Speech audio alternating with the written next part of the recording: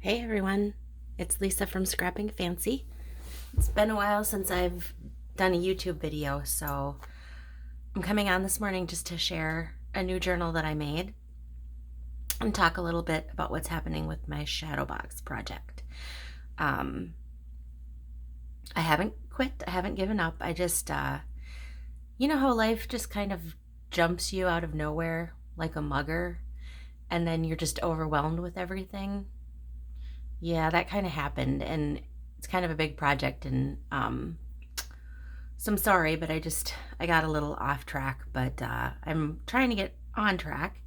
But I thought I'd just do just a little more simple journal flip through and chat with you all and let you know that I was still here and I've gotten some new subscribers. So I'm so grateful to every single one of you that has subscribed, because every person is just a start, and progress, and a step, in a dream that I'm still holding on to. So I'm really grateful for you. Thank you so much for doing that. So hopefully in the next video, we'll be looking back at the shadow box. I'm going to try to get my head around it again and get back to it, you guys, I promise. But in the meantime, I thought it'd be fun today to just do a little flip through of this journal. I was kind of happy about it.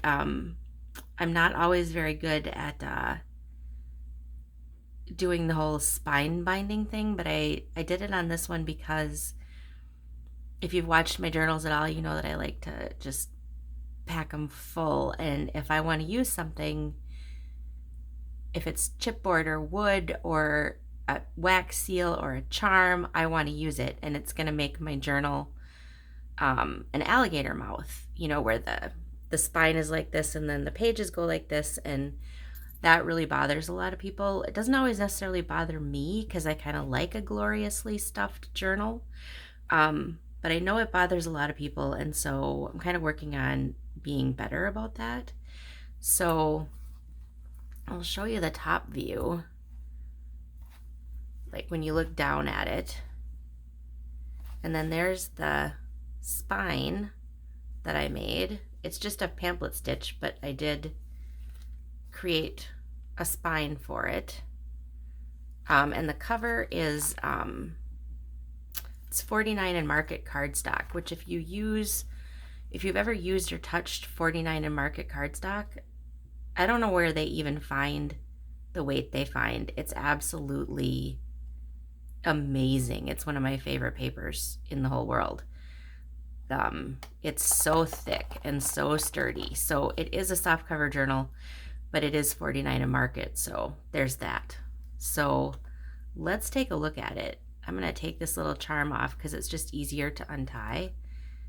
And I just kind of tied it for fun. It doesn't have to be tied to stay closed, which I'll show you in just a second here. I just put this on here for fun. And this kind of tea-dyed cotton or muslin unties pretty well. So you can see here that it doesn't like spring open too badly, which made me happy. Oh, and this is on the spine. This is just a fabric that I thought coordinated really well with some tea-dyed lace at the top.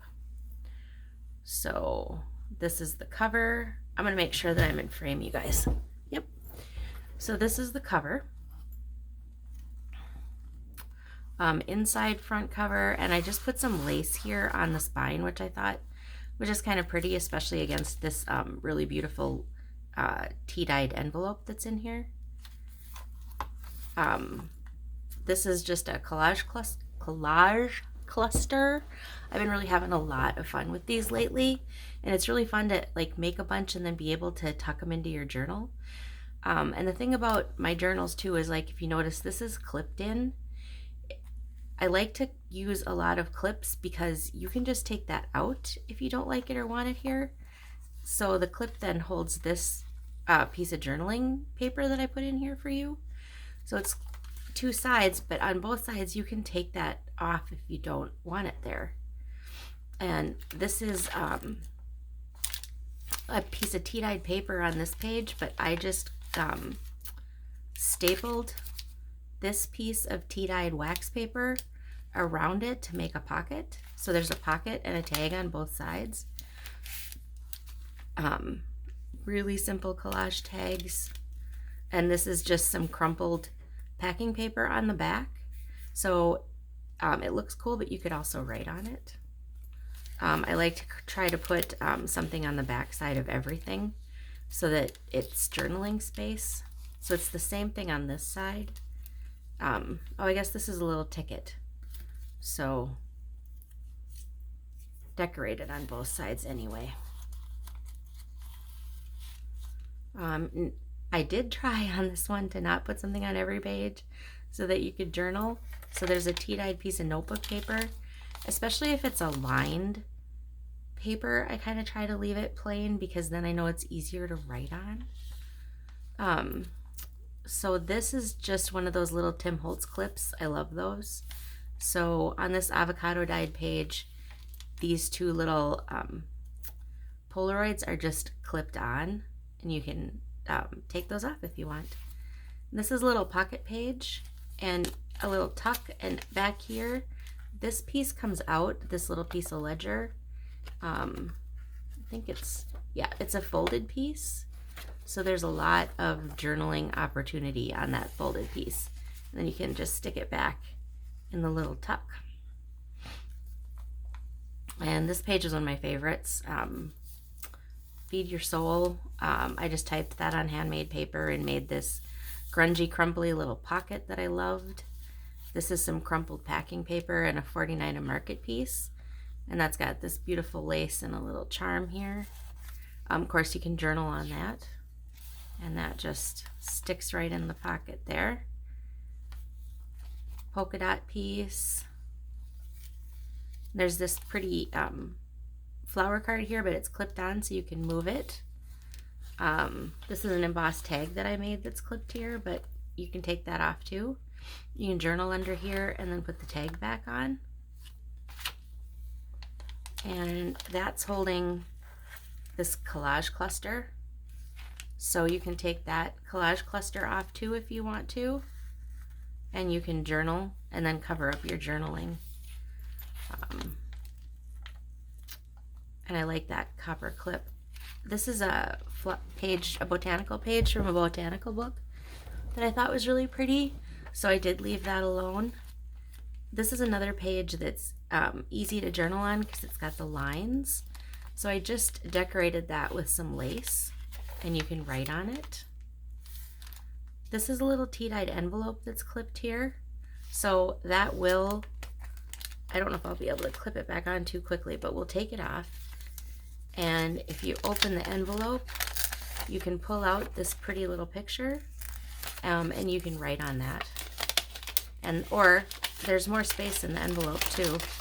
So you can keep putting stuff in the envelope if you want to. And then these are those little Tim Holtz clips that I love. And this music page on the back with the little, you can tuck something under there if you want to. This is a tea-dyed bag. And inside I just put another little piece of ledger journaling paper for you to journal on. And it's a gusseted bag, so there's plenty of room in here if you end up wanting to stash more things in it. And just pretty pattern on the back. This is a piece of ledger paper and I left it pretty plain so that there's plenty of journaling room. And just a sticker, protect your magic, and then plenty of journaling room. This is a little die cut piece. And again, you can unclip those photos if you want to. You can of course journal on that piece with that pretty coffee dyed pattern on the paper on both sides. This piece is just a tuck piece, and I made a little tag with a little handmade paper on the top, and then a little handmade paper cluster here. It's hard to read this, but it says, "There are many beautiful reasons to be happy." And that is certainly true even when we're struggling to find those reasons. This is the center spread, and I thought multiple times about doing something to it, but I just loved the way that that vintage book page looked against that blue paper, and I ended up just leaving it. Because of course you could journal or put something there and then put these down and cover it. So I left that center spread alone. This page just has this little cluster stapled here. And then this really pretty coffee dyed pattern paper here. And then there's just a little collage cluster on the other side of, this is that pretty piece of die cut paper. And you could journal here.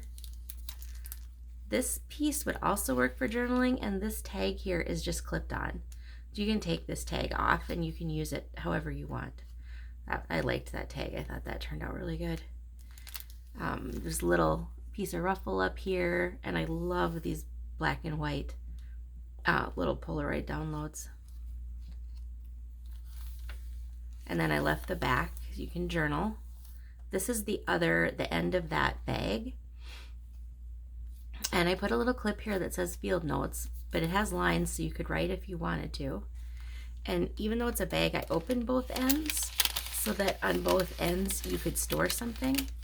And I added a little collage cluster in there. But of course you could take that out and you could put it wherever you wanted. And there's more room on that side too to put things in. I just typed that on handmade paper that says be still. And then this card will come out of this pocket. And it's such a pretty card. And I just thought it looked really cute in that little pocket. Music paper again with the little sticker. I didn't put anything in here, I left it for you, but this is actually a little tuck.